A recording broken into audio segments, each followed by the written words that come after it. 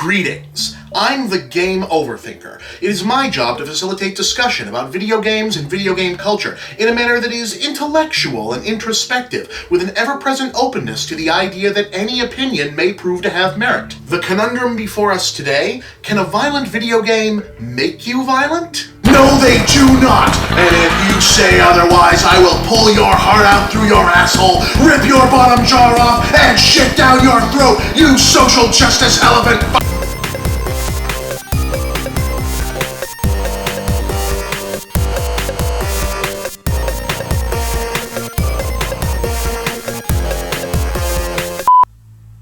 I love violence.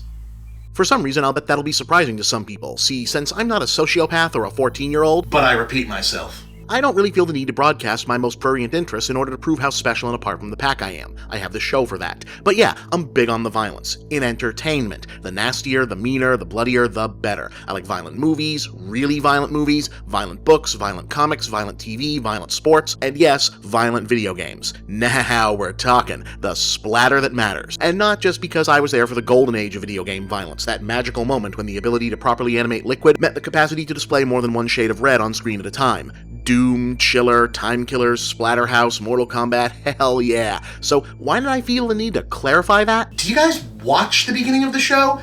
There aren't like comedy sketches here anymore. I actually introduced the topic. Well, did you ever hear someone start talking and then you stop to listen because it sounded like they were about to discuss something important or cool or relevant to your interests? Our nation needs to have a serious discussion about Hillary's leadership qualifications. Hey there, do you like rocket ships, boats, and the golden age of science fiction?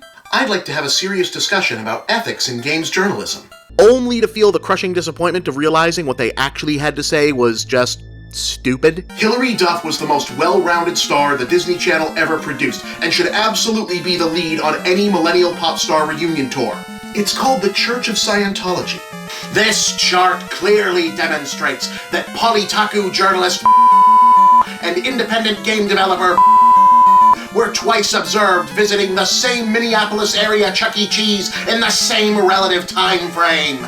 Collusion much? Well, that's what seems to happen every time it feels like we're finally going to have a real conversation about violent video games and the effects thereof. And frankly, having dealt with this bullshit from the early 90s on, I'm pretty damn sick of it. Here's the thing. All art and or entertainment is meant to elicit either a feeling, a response, or both. That means that all paintings, statues, books, songs, movies, TV shows, and yes, video games are designed to have, and indeed do have, an effect on pretty much everyone who experiences them. If you've ever looked at, listened to, read, watched, or played with something, you are all but definitely affected by it in some way, regardless of whether you found it beautiful, ugly, boring, scary, compelling, fun, whatever. Hell, did you know there's even a hypothetical psychiatric condition called Stendhal syndrome, where people get so overwhelmed in the presence of especially compelling works of art that they can become entranced and even lose consciousness? Yeah, there's even a movie about it and everything.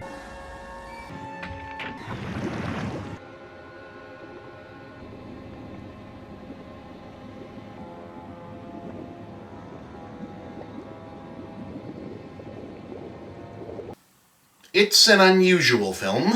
What this basically means is that any interaction you've had with any work up to and including video games where you felt something as opposed to nothing isn't simply interaction, it's also an experience. And what is a human being if not the sum total of their experiences? Water. We are mostly made of water. Now, even as obvious as this is, and always has been, the potential for actually discussing and exploring it excites me. See, while I'm perfectly comfortable with the idea that there's no shame in many or even the majority of games simply wanting to be fun, as gamers we know implicitly that they can be so much more than that. We can all name a game that made us happy, or angry, or sad, or where we learned something. Sometimes the wrong thing, because that's how media works. It doesn't brainwash, it doesn't control, it doesn't make you do anything, but it can nudge, it can prod, it can worm its way into the teeny tiny corner of your subconscious and become a part of you. And just as a trickle of water given enough time can split a mountain with erosion, or a tree root given similar time can crack the sidewalk, art and media can move the world. If that wasn't true, nobody would spend billions on media built specifically to say, buy this, sell this, desire this, eat this, drink this, wear this, worship this, play this, support this, vote for this, do this. And since video games are unique among all other media in their ability to combine presentation, interactive manipulation, built-in narrative, and the separate narrative of player engagement, the study of their ability to move and inspire us should be the important cultural discussion of the 21st century. Game creators should be lionized as the most vital artistic movers and shakers since the new Hollywood of the 1970s, with games journalists and critics as the on-site historians of the next great pop culture revolution, and gamers themselves as the pioneers charting the future course of humanity's drive to realize its very dreams. Instead, Instead, the discussion about how games do, can, and should, or should not, shape and affect is still very much arrested in the tired-ass censorship wars of the 90s, wherein some asshole goes, "Oh Lord, my boy, my baby boy, he played the Doom and the Mortal Kombats, and now I'm well and truly terrified he'll be shooting his school up, Lord. Oh, but forgive him, he knows not what he does, was them evil games what brought it out in him." And then gamers are still like, "No, they don't. Video games don't make anyone violent.